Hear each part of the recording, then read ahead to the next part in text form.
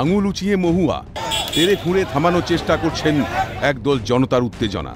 অভিযোগ, মহুয়া মৈত্রের প্রচারে চাপড়ায় তৃণমূলের দুই গোষ্ঠীর কোন্দল।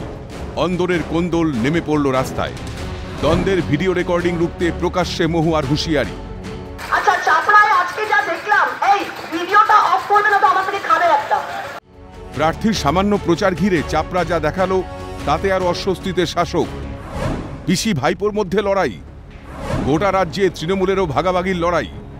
মহুয়ার প্রচার কোন্দল ছবিতে পাল্টা মন্তব্য জগন্নাথ সরকারের। কটা গ্রুপে আছে, মূল হচ্ছে খাওয়া কে কত বেশি খাবে, কে কম পেয়েছে, এই নিয়ে লড়াই। ইতিমধ্যেই শোনা যাচ্ছে পদের খাওয়াখাওয়ি নিয়েও শুরু হয়ে গেছে দ্বন্দ্ব। পিসি ভাইপোর মধ্যেও অন্তর্দ্বন্দ্ব। সেই কারণে লোকে বলছে যে পিসির খাবার ভাইপোর বাড়ি থেকে যেহেতু এখন খাবার যায় না, বা গেলেও তিনি পিসি খান না। বর্ধমান দুর্গাপুরের প্রচার পর্বে তৃণমূল কর্মীদের কীর্তি দেখে বেকায়দায় পড়েছিলেন শাসক প্রার্থী কীর্তি আজাদ। সেই ছবিরই কার্বন কপি যেন উঠে এলো নদিয়ার চাপড়ায়। শাসকের সামনে কঠিন প্রশ্ন, আসল লড়াইটা বিরোধীদের সঙ্গে নাকি সবটাই ঠেকলো ঘরের লড়াইয়ে? তন্ময় ভট্টাচার্যের রিপোর্ট, ক্যালকাটা নিউজ।